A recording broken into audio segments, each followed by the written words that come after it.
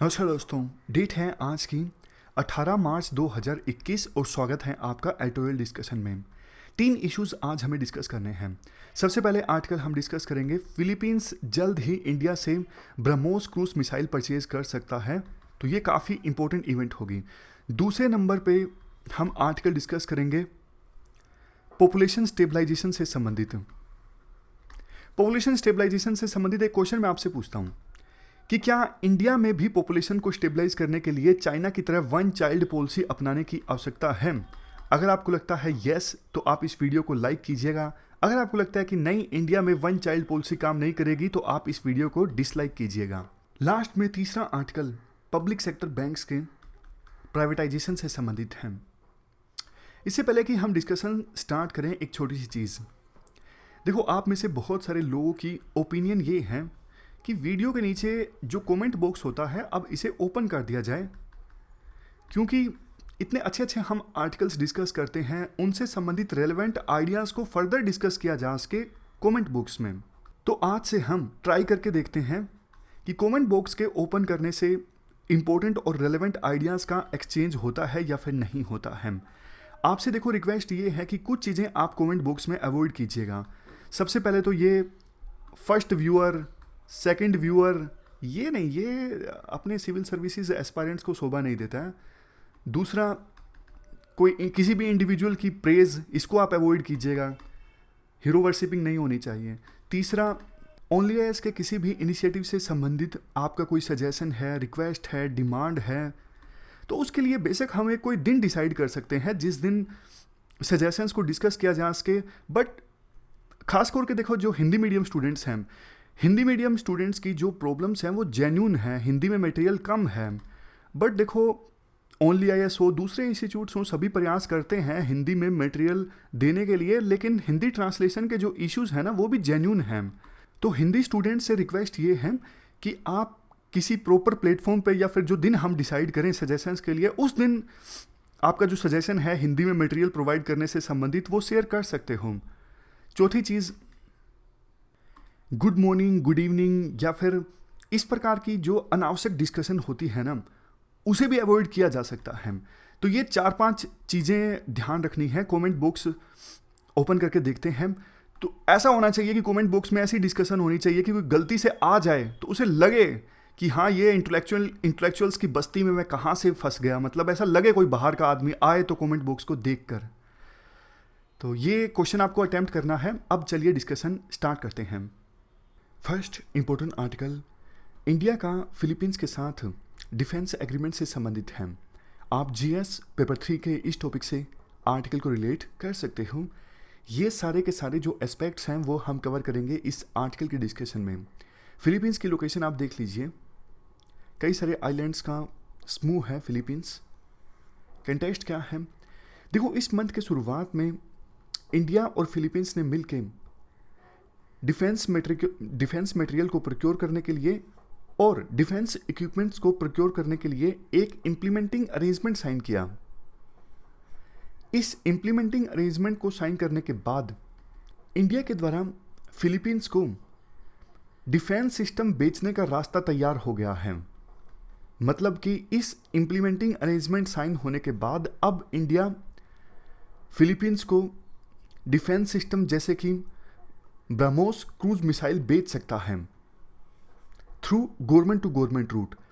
देखो, ये जो डिफेंस प्रोक्योरमेंट होता है ना, कई सारे रूट्स की सहायता से होता है। जैसे एग्जांपल के तौर पर इंडिया की कोई कंपनी और फिलीपींस की कोई कंपनी के बीच एग्रीमेंट साइन हुआ हो कि इंडिया की ये कंपनी, जैसे हिंदुस्तान एरोनॉटिकल लिमिटेड, ये एयरक्राफ्ट बेचेगी और फिलीपींस की किसी कंपनी को, गवर्नमेंट बीच में इन्वॉल्व नहीं है। तो ये एक तरीका है। इंडिया की सरकार फिलीपींस की किसी कंपनी को एयरक्राफ्ट बेचती है, ये एक तरीका है। तो इस प्रकार से कई मेथड्स होते हैं, और ये जो ब्रह्मोस मिसाइल बेची जाएगी फिलीपींस को, ये गवर्नमेंट टू गवर्नमेंट रूट की सहायता से होगा, यानी दोनों देशों के बीच करार होगा। फिलीपींस में जो डिपार्टमेंट ऑफ नेशनल डिफेंस है, इस डिपार्टमेंट के सेक्रेटरी ने पुष्टि की, यानी इस बात को कन्फर्म किया कि हम जल्द ही इंडिया से ब्रह्मोस क्रूज मिसाइल खरीद सकते हैं। देखो, ये बहुत ही ज़्यादा सिग्निफिकेंट इवेंट है। कैसे? इसके देखो बहुत सारे फायदे भी होंगे, लेकिन इससे पहले कि इंडिया फिलीपींस को ब्रह्मोस मिसाइल बेचे, कई सारे चैलेंजेस भी हैं। तो इस आर्टिकल में हम सिग्निफिकेंस की भी बात करेंगे और चैलेंजेस की भी बात करेंगे, लेकिन उससे पहले कुछ बेसिक्स डिस्कस करते हैं। देखो, ब्रह्मोस क्रूज मिसाइल सिस्टम के ऊपर R&D स्टार्ट हुई थी लेट 1990s में, यानी 1997-98 के आसपास रिसर्च एंड डेवलपमेंट स्टार्ट हुई थी ब्रह्मोस क्रूज मिसाइल सिस्टम से संबंधित। इसको मैन्युफैक्चर किया जाता है ब्रह्मोस एरोस्पेस लिमिटेड के द्वारा, और ये जो ब्रह्मोस एरोस्पेस लिमिटेड है ना, एक जॉइंट वेंचर है। जॉइंट वेंचर किस किस का है? एक तरफ है इंडिया की ऑर्गेनाइजेशन DRDO, और दूसरी तरफ रशिया की organisation joint stock company military industrial consortium NPO Mashinostroyeniya, जिसे पहले federal state unitary enterprise NPOM के नाम से जाना जाता था। तो देखो, कहने का मतलब ये है, इंडिया और रशिया का जॉइंट वेंचर है ब्रह्मोस क्रूज मिसाइल। दोनों देश ने मिलकर इसे डेवलप किया है। जैसा कि नाम से ही प्रतीत होता है, नाम है ब्रह्मोस। शुरू का नाम आता है इंडिया की एक रिवर ब्रह्मपुत्र से, और लास्ट का जो नाम है वो आता है रशिया की एक रिवर मोस्कवा से।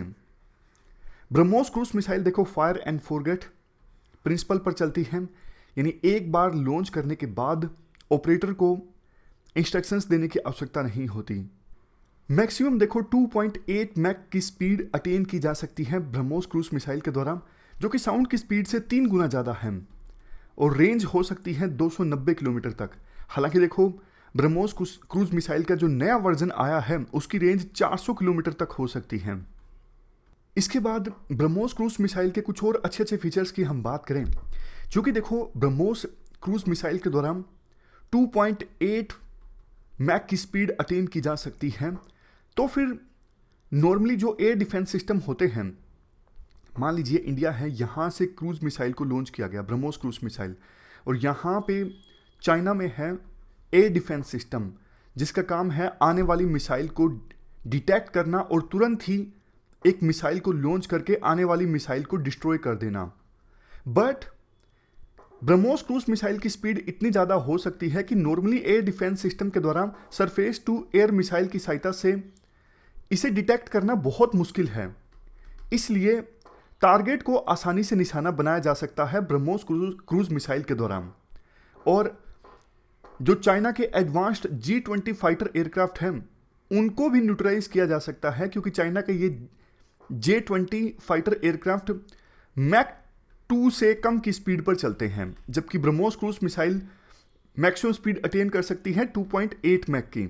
और अभी तो देखो और भी ज़्यादा R&D चल रही है इस ब्रह्मोस क्रूज मिसाइल के ऊपर। आने वाले सालों में आप देखोगे कि नए वर्जन जो आएंगे उनकी स्पीड और भी ज़्यादा हो सकेगी और रेंज भी बढ़ेगी। जिस प्रकार से R&D चल रही है, कोशिश ये है कि जल्द ही ब्रह्मोस क्रूज मिसाइल का ऐसा वर्जन तैयार किया जाए जिसकी स्पीड मैक 5 से ज़्यादा हो, यानी जो हाइपरसोनिक स्पीड से टारगेट पर वार कर सके, और रेंज हो 1500 किलोमीटर से ज़्यादा। देखो, ब्रह्मोस मिसाइल को आप लैंड से, एयर से, सी से, कहीं से भी लॉन्च कर सकते हो। 2005 में इंडियन नेवी ने ब्रह्मोस क्रूज मिसाइल को अपने बेड़े में इंडक्ट किया था। उसके बाद 2007 में इंडियन आर्मी ने, और 10 साल बाद इंडियन एयरफोर्स ने भी सुखोई 30 MKI फाइटर जेट से इसको टेस्ट किया। MKI का मतलब है मॉडर्नाइज्ड कॉमर्शियल इंडियन। अब आपके मन में आया होगा, कॉमर्शियल में तो C होता है, K कहाँ से आ गया? ये इंग्लिश में ट्रांसलेट किया है ना। तो कहने का मतलब देखो, ये है ब्रह्मोस क्रूज मिसाइल। ये मल्टी प्लेटफॉर्म मिसाइल है जो हवा से, पानी से और ज़मीन से, तीनों प्लेटफॉर्म से लॉन्च की जा सकती हैं। तो ये हमने ब्रह्मोस क्रूज मिसाइल के अच्छे अच्छे फीचर्स की बात करी। अब बात करते हैं सिग्निफिकेंस की। देखो, सबसे पहली चीज़, फिलीपींस का चूंकि चाइना के साथ में साउथ चाइना सी में डिस्प्यूट है मैरीटाइम बाउंड्री को लेके, कुछ आइलैंड्स को लेके, तो फिलीपींस के पास जब ये ज़बरदस्त मिसाइल आएगी, इंडिया से फिलीपींस जब ये मिसाइल परचेज करेगा, तब देखो चाइना के लिए ये काफ़ी ज़्यादा चिंता की बात होगी। सिंपल भाषा में बोलें तो चाइना की रातों की नींद उड़ जाएगी। आपको क्या लगा कि रातों की नींद सिर्फ प्यार में उड़ती है? नहीं, चाइना से पूछो।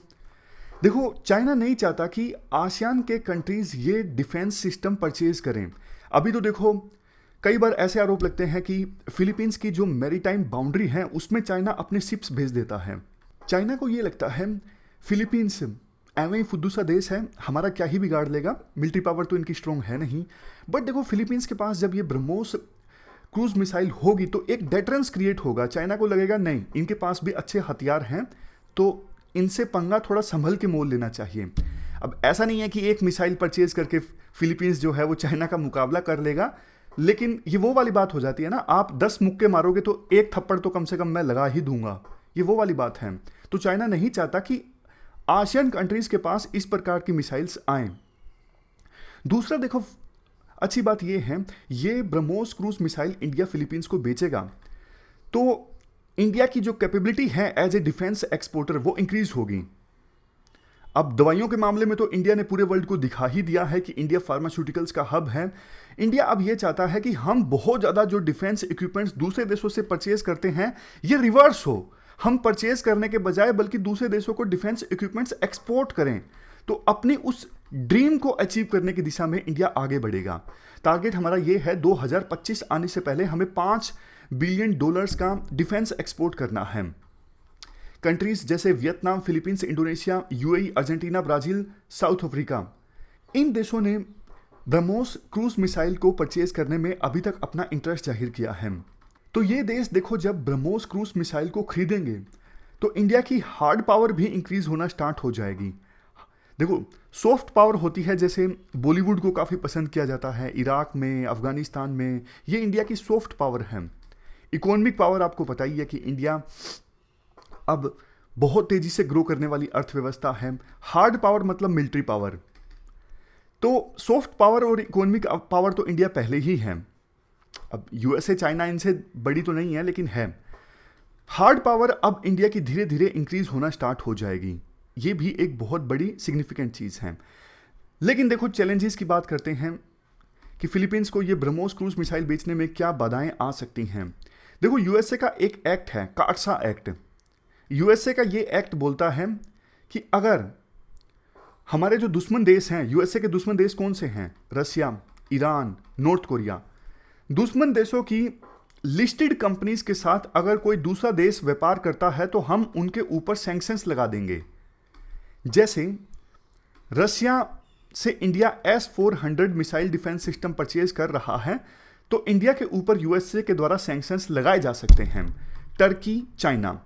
टर्की और चाइना दोनों ने रसिया से S-400 missile defence system purchase किया है, तो दोनों देशों के ऊपर सैंक्शंस लगाए गए हैं इस एक्ट के अंतर्गत यूएसए के द्वारा। इंडिया के ऊपर फिलहाल नहीं लगाए गए हैं क्योंकि आपको पता है इंडिया और यूएसए में नज़दीकियां बढ़ रही हैं, इसलिए अभी तक इंडिया पे नहीं लगाए हैं। तो चैलेंज ये है कि देखो, इंडिया की डीआरडीओ और रशिया की जिस कंपनी ने मिलके ये ब्रह्मोस क्रूज मिसाइल बनाई है ना, तो रशिया की जो कंपनी है वो लिस्टेड है। यानी यूएसए ने कह के रखा है कि अगर रशिया की उस कंपनी से कोई दूसरा देश अगर मिसाइल खरीदता है तो हम उस देश के ऊपर सैंक्शंस लगा देंगे। तो फिर ये जो ब्रह्मोस क्रूज मिसाइल है ये भी इस एक्ट के अंदर आ गई, क्योंकि रशिया की एक लिस्टेड कंपनी ने ये मिसाइल बनाई है इंडिया की डीआरडीओ के साथ मिलके। तो कल को अगर फिलीपींस अगर ये मिसाइल खरीदता है तो फिलीपींस भी यूएसए के इस एक्ट के अंतर्गत आ जाता है, तो फिर फिलीपींस के ऊपर भी सैंक्शंस लग सकते हैं। लेकिन चूंकि अभी तक इंडिया के ऊपर यूएसए ने सैंक्शंस नहीं लगाए हैं, क्योंकि यूएसए को लगता है कि चाइना को काउंटर करने में इंडिया एक इंपॉर्टेंट कंट्री है। उसी प्रकार से फिलीपींस चूंकि चाइना से कन्फ्रंट करने के लिए, चाइना को काउंटर करने के लिए ये ब्रह्मोस क्रूज मिसाइल परचेज करेगा, तो हो सकता है यूएसए फिलीपींस को भी छोड़ दे कि कोई ना भैया, आप चाइना को ही काउंटर करोगे ना, तो ठीक है, हमारा भी दुश्मन चाइना ही है, आप ले लो, कोई दिक्कत नहीं है, हम आपके ऊपर सैंक्शंस नहीं लगाएंगे। तो ये हुआ पहला चैलेंज। अब बात करते हैं दूसरे चैलेंज की। दूसरा चैलेंज है देखो फाइनेंसिंग का। अब देखो, ब्रह्मोस मिसाइल जब आप परचेज करोगे ना, सिर्फ ब्रह्मोस मिसाइल परचेज करने से थोड़ा ना काम चलेगा, साथ में एक्सेसरीज भी लेनी पड़ेंगी, जैसे मिसाइल कैरियर्स, लॉन्च व्हीकल्स और एक मिसाइल से क्या काम चलेगा, कई सारी मिसाइल आपको लेनी पड़ेंगी ना। तो एक पूरा जो रेजिमेंट होता है ब्रह्मोस मिसाइल का, उसमें ये सब चीज़ें आती हैं, ये सारी एक्सेसरीज इन्वॉल्व होती हैं। Mobile command post, 4 missile launcher vehicles, several missile carriers, 90 missiles, और एक ब्रह्मोस क्रूज मिसाइल के रेजिमेंट की कीमत है $275.77 मिलियन, $275.77 मिलियन, इंडियन रुपी में कन्वर्ट करें तो 2000 करोड़। दिक्कत देखो यहाँ पर ये है, डेवलपिंग कंट्रीज़ के लिए या फिर उन देशों की बात करें जिन्होंने इंटरेस्ट जाहिर किया है ब्रह्मोस क्रूज मिसाइल को परचेज करने के लिए, ऑलरेडी कोविड-19 का समय है, तो उनके लिए ये रकम जुटाना भी आसान नहीं होगा। तो कंक्लूजन में देखो यही कहा जाता है, मेन ये 2 चैलेंजेस हैं, इंडिया भी इनको समझता है, इसीलिए इंडिया ने फिलीपींस को बोला है कि हम आपको $100 मिलियन की एक लाइन ऑफ क्रेडिट देते हैं। आप परचेज करना चाहते हो, आपके पास पैसे नहीं है, हम आपको लाइन ऑफ क्रेडिट देते हैं। लाइन ऑफ क्रेडिट एक प्रकार का लोन ही होता है। डिफरेंस ये होता है कि लोन तो एक बार में डिस्बर्स हो जाता है, जैसे 1 करोड़ है, 1 करोड़ लोन ले लिया तो उसके बाद इंटरेस्ट लगना स्टार्ट हो गया। लाइन ऑफ क्रेडिट में क्या होता है कि 1 करोड़ का लोन मिला तो मर्जी आपकी कितने आप निकलवाते हो। शुरू में आप 20 लाख निकलवा सकते हो तो 20 लाख पे इंटरेस्ट लगेगा। मैक्सिमम आप 1 करोड़ निकलवा सकते हो, वो आप मर्जी कितने टुकड़ों में निकलवाओ, और जितने का लोन आपने लिया 1 करोड़ में से सिर्फ उस पे इंटरेस्ट लगेगा, पूरे पे नहीं लगेगा। ये फर्क होता है line of credit and loan के बीच। तो इंडिया ने फिलीपींस को बोला आपके पास पैसे नहीं है इस मिसाइल को परचेज करने के लिए, कोई बात नहीं, होता है कई बार, हमारे पास भी नहीं होते, तो हम आपको $100 मिलियन का लाइन ऑफ क्रेडिट देते हैं, तो फिर आप इस मिसाइल को परचेज कर सकते हो। फिलीपींस ने भी सोचा कि ठीक है, मतलब थोड़ा इंडिया से लोन मिल जाएगा, यानी लाइन ऑफ क्रेडिट मिल जाएगा, थोड़ा ये हम हल्का परचेज कर लेंगे, 90 मिसाइल की जगह थोड़ा कम कर लेंगे, ये 4 मिसाइल लॉन्च व्हीकल्स की जगह हम 2 परचेज कर लेंगे, इस प्रकार से थोड़ी कीमत हमारे लिए कम हो जाएगी और हम इसको अफोर्ड कर लेंगे। तो दूसरा चैलेंज भी एड्रेस किया जा सकता है। कुल मिला के बात यह है कि जो भी चैलेंजेस आए तो उनको अब इंडिया को एक्टिवली एड्रेस करना चाहिए, ताकि मेजर डिफेंस एक्सपोर्टर बनने की दिशा में इंडिया आगे बढ़ सके। चलते हैं आगे। नेक्स्ट आर्टिकल पॉपुलेशन स्टेबलाइजेशन से संबंधित है। आप जीएस पेपर 1 के इस टॉपिक से आर्टिकल को रिलेट कर सकते हो। ये सारे एस्पेक्ट्स हम कवर करेंगे इस आर्टिकल की डिस्कशन में। कंटेस्ट क्या है, देखो, नेशनल पॉपुलेशन पॉलिसी 2000 में ये कहा गया था, ये लक्ष्य रखा गया था कि 2010 आते आते इंडिया में टोटल फर्टिलिटी रेट 2.1 को अचीव किया जाएगा। टोटल फर्टिलिटी रेट मतलब एक महिला के द्वारा अपने जीवन काल में एवरेज तौर पर कितने बच्चों को जन्म दिया जाता है। अब क्वेश्चन ये उठता है कि टारगेट तो 2010 का रखा गया था, अब तो 2021 है, 11 साल ज़्यादा हो चुके हैं, क्या ये टारगेट अचीव हो चुका है? देखो, 10 राज्य हैं, कर्नाटक, पंजाब, गुजरात, असम, तेलंगाना, आंध्र प्रदेश, वेस्ट बंगाल, महाराष्ट्र, तमिलनाडु, केरला, जम्मू कश्मीर। इन राज्यों ने देर से इस टारगेट को अचीव किया, लेकिन कर लिया, मतलब देर आए दुरुस्त आए। केरला, तमिलनाडु, ये वो राज्य हैं जिन्होंने इस टारगेट को बहुत पहले अचीव कर लिया था। मतलब केरला और तमिलनाडु की जो परफॉर्मेंस है इस टारगेट को अचीव करने में काफ़ी अच्छी रही। ना सिर्फ देखो केरला और तमिलनाडु, साउथ इंडिया के बाकी भी जो राज्य हैं ना, उन्होंने बहुत ही अच्छा काम किया है पॉपुलेशन को स्टेबलाइज करने में। आमतौर पे देखो, एक धारणा है कि जैसे जैसे लिटरेसी बढ़ती है, डेवलपमेंट ज़्यादा आती है, वैसे वैसे पॉपुलेशन स्टेबलाइज होती जाती है, टोटल फर्टिलिटी रेट कम होती जाती है। बट साउथ इंडिया में इवन वो परिवार जिनमें लिटरेसी नहीं है, इवन वो रीजन्स जहाँ पे डेवलपमेंट ज़्यादा नहीं है, वहाँ पर भी टोटल फर्टिलिटी रेट कम हुई है। और देखो, बाकी बचे हुए राज्य, खास करके यूपी और बिहार, वहाँ पे अभी भी टोटल फर्टिलिटी रेट काफ़ी ज़्यादा है। देखो, मुझे एक बात याद आती है, एक बार मुझे आप में से ही किसी ने मेल सेंड किया था कि जी आप जब भी एग्जाम्पल देते हो, यूपी बिहार का एग्जाम्पल देते हो, छत्तीसगढ़, उड़ीसा, आप इनके भी तो एग्जाम्पल दिया करो, यहाँ पर भी तो सिचुएशन खराब है। मेल में ये भी लिखा हुआ था कि मेरे राज्य बिहार का बार बार एग्जाम्पल दिया जाता है, तो बिहार के बारे में परसेप्शन और ज़्यादा खराब हो जाती है। तो उस मेल का रिप्लाई मैंने तो ये करके दिया था, मुझे याद है कि भाई बेशक आप बिहार में पैदा हुए, बिहार में आप रहते हो, बट बिहार सिर्फ आपका राज्य थोड़ी ना है। इस देश का हर एक राज्य, हर एक यूटी मेरा राज्य है, मेरी भी यूटी है, मेरा भी उतना ही लगाव है बिहार से। बट प्रॉब्लम को डिस्कस नहीं करेंगे, छुपाएंगे तो प्रॉब्लम हल थोड़ी ना हो जाएगी। अब राइटर डेटा लिख रहे हैं यहाँ पर कि यूपी और बिहार में जो पॉपुलेशन है मिला के पूरे देश की पॉपुलेशन का 23% है। आने वाले 15 सालों में यूपी में पॉपुलेशन 12% की ग्रोथ रेट से बढ़ेगी और बिहार में पॉपुलेशन 20% की ग्रोथ रेट से इंक्रीज होगी। और देखो, एक धारणा ये है, राइटर कहते हैं एक धारणा ये है कि मुस्लिम्स में जो पॉपुलेशन है वो ज़्यादा इंक्रीज हो रही है। राइटर के अनुसार ये बात पूरी तरह से सच नहीं है। मतलब ऐसा नहीं है कि मुस्लिम्स के अलावा बाकी सभी जो धर्म हैं वो पॉपुलेशन स्टेबलाइजेशन की तरफ आगे बढ़ रहे हैं, वहाँ पे टोटल फर्टिलिटी रेट कम हो गई है। दूसरे धर्मों में भी कुछ कुछ रीजन्स ऐसे हैं, कुछ कुछ सेक्शंस ऐसे हैं जहाँ पर अभी टोटल फर्टिलिटी रेट काफ़ी ज़्यादा है। यूपी की बात की जाती है, यूपी में एक डेडिकेटेड एजेंसी है, state innovation in family planning services agency. अब इस वेबसाइट पे डेटा बिल्कुल अप टू डेट है, मतलब इससे पता लगता है कि यूपी की सरकार सीरियस है पॉपुलेशन स्टेबलाइजेशन को लेके। नेक्स्ट पॉइंट, अब क्वेश्चन देखो एक ये उठता है कि आखिरकार ऐसा क्या हुआ कि साउथ इंडिया के स्टेट्स ने इतना अच्छा परफॉर्म किया और नॉर्थ इंडिया के स्टेट्स पॉपुलेशन स्टेबलाइजेशन के मामले में ज़्यादा अच्छा परफॉर्म नहीं कर सके।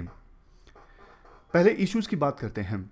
फर्स्ट इशू है low contraceptive prevalence rate and poor family planning. देखो, आज भी रूरल यूपी में बहुत जगहों पर देखा जा सकता है कि एक महिला 4 या फिर उससे अधिक बच्चों को जन्म देती हैं। इसका एक मेजर रीज़न है रूरल यूपी में कॉन्ट्रासेप्टिव्स का अभाव। कॉन्ट्रासेप्टिव जैसे कॉन्डम और भी काफ़ी सारे कॉन्ट्रासेप्टिव मेथड्स होते हैं, उनका अभाव। कई सारे डिस्ट्रिक्ट्स में कॉन्ट्रासेप्टिव्स प्रिविलेंस रेट 10% से भी कम है और कई सारे डिस्ट्रिक्ट्स में ना तो हिंदू ना ही Muslims modern family planning methods का इस्तेमाल करते हैं। इसके बाद नेक्स्ट इशू है, देखो, फीमेल स्टेरिलाइजेशन पे काफ़ी ज़्यादा फोकस किया जाता है, लेकिन मेल स्टेरिलाइजेशन पे फोकस अभी भी कम किया जाता है। 2014 में छत्तीसगढ़ में बिलासपुर में एक हादसा हो गया था, महिलाओं के स्टेरिलाइजेशन के दौरान डेथ्स हो गई थी। तो उसके बाद ऐसा सोचा गया था कि अब तो शायद मेल स्टेरिलाइजेशन पे ज़्यादा फोकस किया जाएगा पॉपुलेशन को कंट्रोल करने के लिए, लेकिन ऐसा नहीं हुआ। इवन केरला, जिसने काफ़ी अच्छा परफॉर्म किया है पॉपुलेशन स्टेबलाइजेशन के मामले में, यहाँ पर भी स्टेरिलाइजेशन में फीमेल स्टेरिलाइजेशन का कंट्रीब्यूशन 88% से ज़्यादा है। Next issue, poor policies and delayed implementation.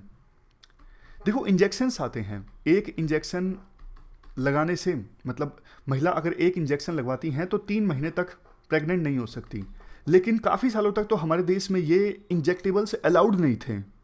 Indonesia और बांग्लादेश ने लेट 1980s में इस प्रकार के इंजेक्टेबल्स को अलाउ कर दिया था। हमारे देश में ये इंजेक्टेबल्स अलाउ किए गए 2016 में, तो मतलब गलत पॉलिसी थी। बाद में हमें रियलाइज़ हुआ कि गलती हो गई, तो 2016 में फिर ये जो इंजेक्टेबल्स हैं वो अलाउड कर दिए गए और इसका फ़र्क दिख रहा है, आउटकम अच्छी है। नेक्स्ट है लेवल ऑफ एजुकेशन। देखो, काफ़ी बार ऐसा ट्रेंड देखा जाता है, खास करके ग्रामीण इलाकों में, जो शादी जो है महिलाओं की जल्दी कर दी जाती है और एजुकेशन भी पूरी नहीं हो पाती, उससे पहले ही शादी कर दी जाती है। तो इतना अर्ली एज में जब शादी हो जाती है तो संभावना ज़्यादा है कि वो महिला ज़्यादा बच्चों को जन्म देगी और इससे महिलाओं की जो हेल्थ है वो भी कॉम्प्रोमाइज़ हो जाती है, हेल्थ रिस्क भी रहते हैं। ये तो देखो प्रॉपर स्टडी है, एविडेंस है, देखा गया है कि जैसे जैसे महिला का एजुकेशन लेवल बढ़ता है वैसे ही टोटल फर्टिलिटी रेट जो है वो कम होती है। नेक्स्ट है प्रेफरेंस फॉर मेल जेंडर। एक फेनोमेनन है जिसका नाम है सन मेटा प्रेफरेंस। इस फेनोमेनन में क्या होता है, बेटे की चाहत थी और शुरुआत में बेटा पैदा हुआ नहीं, तो इस चक्कर में ज़्यादा बच्चे पैदा कर दिए। समझ गए ना, जैसे शुरू में 3 गर्ल चाइल्ड्स, क्योंकि चाहत थी बेटे की, 3 गर्ल चाइल्ड्स के बाद या फिर 4 गर्ल चाइल्ड्स के बाद एक बेटा पैदा हुआ। तो इस सन मेटा प्रेफरेंस के कारण कई बार ज़्यादा बच्चे पैदा हो जाते हैं और इसके लिए रिस्पॉन्सिबल है पैट्रियार्की। एग्जाम्पल देता हूँ आपको, बिहार में इलेक्शंस कंडक्ट हुए थे तो आपको याद होगा शायद, नीतीश कुमार ने आरोप लगाया था लालू प्रसाद यादव के ऊपर सन मेटा प्रेफरेंस का, इनडायरेक्टली उन्होंने ऐसा आरोप लगाया था, आप नेट पे सर्च करके देखिएगा। नेक्स्ट फैक्टर है पॉलिटिक्स ऑफ पॉपुलेशन स्टेबलाइजेशन। देखो कॉन्स्टिट्यूशन 84th अमेंडमेंट एक्ट 2002 में 2026 तक state wise allocation of seats in Lok Sabha and Rajya Sabha, इस चीज को फ्रीज कर दिया गया था कि जिस राज्य की जितनी सीट्स हैं लोकसभा में या फिर राज्यसभा में उतनी फिक्स रहेंगी 2022 तक। अदरवाइज तो देखो संविधान कहता है कि पॉपुलेशन के हिसाब से री एलोकेशन होना चाहिए सीट्स का, बट साउथ इंडिया के स्टेट्स बोलेंगे हम क्या बेवकूफ़ हैं, हम इतना अच्छा काम कर रहे हैं, पॉपुलेशन स्टेबलाइज कर रहे हैं, तो उसका हमें बल्कि डिसइंसेंटिव मिले, हमारे राज्य की जो सीट्स हैं लोकसभा में कम हो जाएं। ऐसा तो फिर पॉपुलेशन तो कभी स्टेबलाइज होगी नहीं, मतलब जो राज्य अच्छा काम कर रहे हैं आप उनको डिसइंसेंटिव नहीं कर सकते ना। तो फिर इसलिए इसे फ्रीज कर दिया गया था कि विभिन्न राज्यों की जो सीट एलोकेशन है वो फ्रीज है 2026 तक। लेकिन अब देखो प्रेशर काफ़ी है कि मतलब ये काफ़ी समय से ये फ्रीज ही चल रहा है और तब से लेके अभी तक पॉपुलेशन हमारे देश में काफ़ी ज़्यादा बढ़ चुकी है। तो इस जो ये फ्रीज लगा हुआ है इसे हटाया जाए और विभिन्न राज्यों की जो सीट्स हैं लोकसभा में या फिर राज्यसभा में उन्हें री एलोकेट किया जाए पॉपुलेशन के हिसाब से। बट साउथ इंडिया के स्टेट्स डेफिनेटली मानेंगे नहीं और गलत भी है। देखो मतलब जिन राज्यों ने अच्छा काम किया है तो आप उनको इंसेंटिव आपको देना चाहिए, डिसइंसेंटिव नहीं देना चाहिए। नेक्स्ट इशू ये है, देखो चूंकि अब साउथ इंडिया के स्टेट्स में सॉरी पॉपुलेशन अब धीरे धीरे स्टेबलाइज हो गई है, तो वहाँ पे अब वर्किंग एज पॉपुलेशन की कमी है, काम करने वाले जो यूथ हैं उनकी कमी है। पहले ये सोचा गया था कि नॉर्थ इंडिया से लोग चले जाएंगे वहाँ पे काम करने के लिए, सेंट्रल और नॉर्दर्न स्टेट से लोग जाएंगे साउथ इंडियन स्टेट्स में काम करने के लिए, तो वर्किंग एज पॉपुलेशन की जो कमी है वो पूरी हो जाएगी। बट देखो साउथ इंडिया के स्टेट्स में नॉर्थ इंडिया के वर्कर्स के अगेंस्ट एक रेसिस्टेंस देखने को मिलता है, मतलब उन्हें अच्छा नहीं लगता। जैसे देखो हरियाणा ने अभी 75% रिजर्वेशन का कानून पास किया, उन्हें लगता है कि बाहर वाले हमारी जॉब ना ले जाएं। तो उसी प्रकार से आंध्र प्रदेश ने भी इसी प्रकार का कानून पास किया था, तो उन्हें लगता है कि जो जॉब्स हैं वो लोकल लोगों को मिलनी चाहिए, नॉर्थ इंडिया के लोग यहाँ पे आके काम करें और हमारे लोग बेरोजगार रहें, ऐसा अच्छा नहीं है। तो ये हमारे तुम्हारे की टेंडेंसी जो है वो खत्म होनी चाहिए, वी आर वन ऐसी टेंडेंसी रहनी चाहिए। लास्ट में आर्टिकल में देखो ये बोला जाता है कि यूपी और बिहार ये दो जो हिंदी बेल्ट के स्टेट्स हैं, यहाँ पर पॉपुलेशन स्टेबलाइजेशन की तरफ अर्जेंटली ध्यान देने की आवश्यकता है। जो ट्रेडिशनल मेथड्स हैं कॉन्ट्रासेप्शन के उनको रिप्लेस करके नए मेथड्स को अपनाने की आवश्यकता है। लेट मैरिजेज और चाइल्ड बर्थ को इंसेंटिवाइज किया जाए, महिलाओं को ईजिली कॉन्ट्रासेप्टिव्स अवेलेबल करवाए जाएं और महिलाओं का जो पार्टिसिपेशन है लेबर फोर्स में वो इंक्रीज होना चाहिए। अभी भी मतलब इन राज्यों में अगर टोटल फर्टिलिटी रेट को आने वाले सालों में कम कर लिया जाता है तो भी इन स्टेट्स के पास एक मेजर एडवांटेज रहेगा। इनके पास डेमोग्राफिक डिविडेंड है, वो अपने इस डिविडेंड का इस्तेमाल कर सकते हैं स्टेट्स को ग्रो करने के लिए। लेकिन अभी प्रयास स्टार्ट नहीं होते हैं तो ये डेमोग्राफिक डिविडेंड डेमोग्राफिक बर्डन में तब्दील हो जाएगा। तो ये पूरा आर्टिकल हमने डिस्कस किया पॉपुलेशन स्टेबलाइजेशन से संबंधित। इसके बाद नेक्स्ट हमारा आर्टिकल है प्राइवेटाइजेशन ऑफ बैंक्स से संबंधित। आप जीएस पेपर 3 के इस टॉपिक से आर्टिकल को रिलेट कर सकते हो और ये सारे एस्पेक्ट्स हम कवर करेंगे इस आर्टिकल के डिस्कशन में। कंटेक्स्ट आपको पता है, इस साल के बजट में सरकार ने साफ तौर पर अपनी मंशा जाहिर कर दी है कि हम पब्लिक सेक्टर बैंक्स को प्राइवेटाइज करने की दिशा में आगे बढ़ेंगे। तो इससे तो देखो ऐसा लगता है जैसे सरकार का मानना है कि प्राइवेट बैंक्स जो हैं वो ज़्यादा एफिशिएंट हैं as comparison to public sector banks. But writer के अनुसार ऐसा है नहीं। बैकग्राउंड की बात की जाती है शुरुआत में आर्टिकल में। देखो बैंकों का नेशनलाइजेशन स्टार्ट हुआ था 1969 में और 1980 में, दो फेसेस में बैंकों का नेशनलाइजेशन स्टार्ट हुआ। 1969 से पहले हमारे देश में स्टेट बैंक ऑफ इंडिया एकमात्र बड़ा सरकारी बैंक था।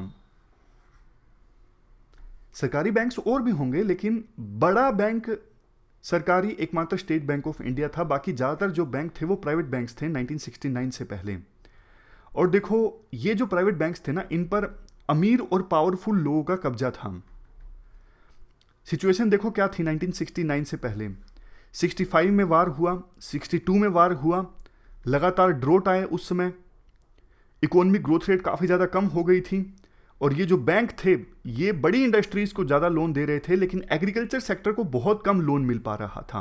तो ऐसी सिचुएशन में इंदिरा गांधी की सरकार ने यह फैसला लिया था कि गरीब से गरीब लोगों को लोन मिले, ये इंश्योर करने के लिए ज़रूरी है कि बैंकों का नेशनलाइजेशन हो। और भी दूसरे फैक्टर्स जिसके आधार पर बैंकों का नेशनलाइजेशन किया गया था, social welfare, controlling private monopolies, expansion of banking to rural areas, reducing regional balance to curb urban rural divide, priority sector lending, mobilisation of saving. ये सारे फैक्टर्स अपने आप में सेल्फ एक्सप्लेन्ड हैं।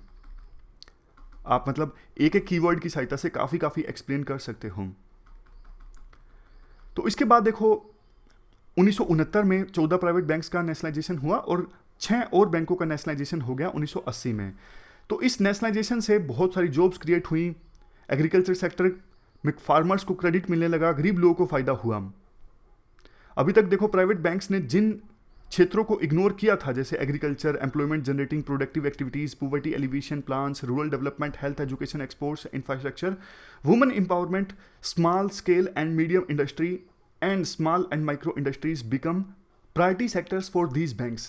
मतलब नेशनलाइजेशन के बाद बैंक्स इन सब चीज़ों पर बैंकों ने ध्यान देना स्टार्ट कर दिया। और भी काफ़ी सारे फायदे हुए बैंकों के नेशनलाइजेशन से। इक्विटेबल रीजनल ग्रोथ आई हमारे देश में। मतलब नेशनलाइजेशन से पहले देखो बैंक्स रूरल एरियाज में ब्रांच ओपन करने के लिए तैयार होते नहीं थे। जैसे देखो 1969 तक रूरल एरियाज में बैंक ब्रांचेस थी सिर्फ 1833। 1995 आते आते ब्रांचेस बढ़ गई कितनी, 33,004। अब तो ये संख्या बहुत ज़्यादा इंक्रीज हो गई होंगी। वैसे आपने भी देखा होगा कि बैंकों की जो ब्रांचेस हैं, मतलब नेशनलाइजेशन से इसका लेना देना नहीं है, लेकिन बैंकों की ब्रांचेस बहुत ज़्यादा बढ़ गई हैं। जैसे मैं एक छोटी सी जगह से आता हूँ, हमारे यहाँ पे पॉपुलेशन मुश्किल से 10-15 हज़ार होगी, लेकिन ऑलमोस्ट सभी बैंक्स की ब्रांचेस हैं। येस बैंक, नो बैंक, देना बैंक, लेना bank, Allahabad bank, Lucknow bank, सारे बैंक्स हैं। खैर मुद्दे की बात करते हैं। नेशनलाइजेशन ऑफ बैंक्स जब हुआ उसके बाद देखो मनी लेंडर्स के ऊपर भी डिपेंडेंस कम हो गई। रूरल रीजन्स में इसका काफ़ी फायदा हुआ। पहले लोगों को मनी लेंडर्स के ऊपर डिपेंड करना पड़ता था मुश्किल की घड़ी में लोन लेने के लिए, लेकिन उनको बैंकों से भी लोन मिलने लगा। वर्किंग कंडीशन से इंप्रूव हुई। पहले जो बैंक्स थे वो अपने एम्प्लॉयज़ को ज़्यादा सैलरी देते नहीं थे। नेशनलाइजेशन ऑफ बैंक्स के बाद जो सरकारी बैंक थे वो ज़्यादा अच्छी सैलरीज और इंसेंटिव्स देने लगे, वेजेस देने लगे, सिक्योरिटी ऑफ सर्विस प्रोवाइड की उन्होंने अपने एम्प्लॉयज़ को। उनके देखे देख फिर प्राइवेट सेक्टर के एम्प्लॉयज़ को भी अच्छी सैलरी मिलने लगी। तो नेशनलाइजेशन ऑफ बैंक से देखो ओवरऑल इंडिया को बेनिफिट हुआ और देश को सेल्फ सफिशिएंट बनाने में, जैसे ग्रीन रेवोल्यूशन हो, ब्लू रेवोल्यूशन हो, डेयरी रेवोल्यूशन हो, इन रेवोल्यूशंस के टारगेट्स को अचीव करने में भी बैंक्स ने इंपॉर्टेंट रोल प्ले किया। नेशनलाइजेशन के बाद इंफ्रास्ट्रक्चर डेवलपमेंट में इंपॉर्टेंट रोल प्ले किया। लेकिन अब सरकार फिर से प्राइवेटाइजेशन की तरफ आगे बढ़ रही है। देखो बैंकों के प्राइवेटाइजेशन से काफ़ी सारे इश्यूज हैं। एक तो इशू ऑफ गवर्नेंस है। यस बैंक का देख लीजिए। यस बैंक के जो प्रमोटर है ना, राणा कपूर, अब ये इन्होंने शुरू में ये बात सही है, यस बैंक इस्टेब्लिश किया था शुरू में, ये प्रमोटर हैं, कंपनी के फाउंडर हैं, बट इन्होंने क्या किया, एक कोई दीवान ग्रुप है तो उनको लोन दे दिया। वो ऑलरेडी डिफॉल्टर थे ये दीवान ग्रुप वाले, उनको लोन दे दिया, बदले में खुद 500 करोड़ का एक बंगला ले लिया रिश्वत में, लुटियन दिल्ली में।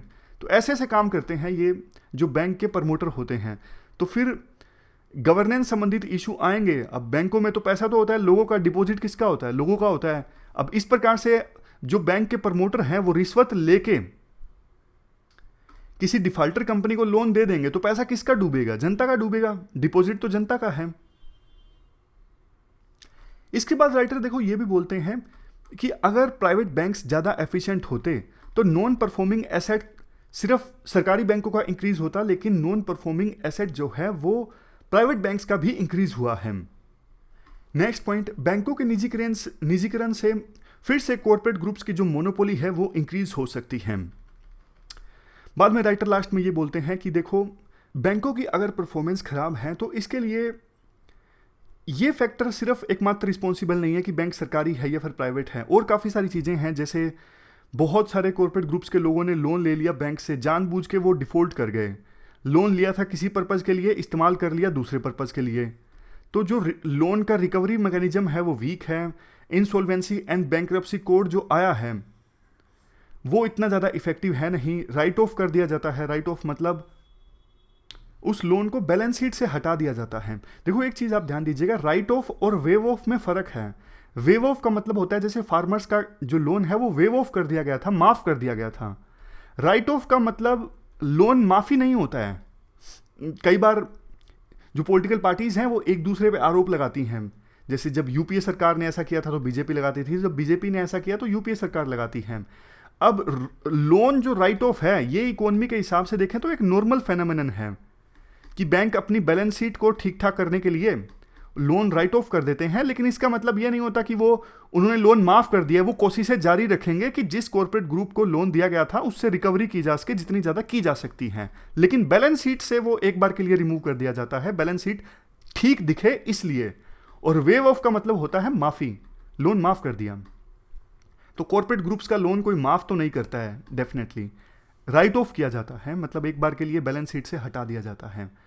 तो राइटर ये सारी चीज़ें बोलते हैं कि इन फैक्टर्स के कारण बैंकों का लोन वापस नहीं आ पाता और इसलिए उनका एनपीए जो है वो बढ़ जाता है।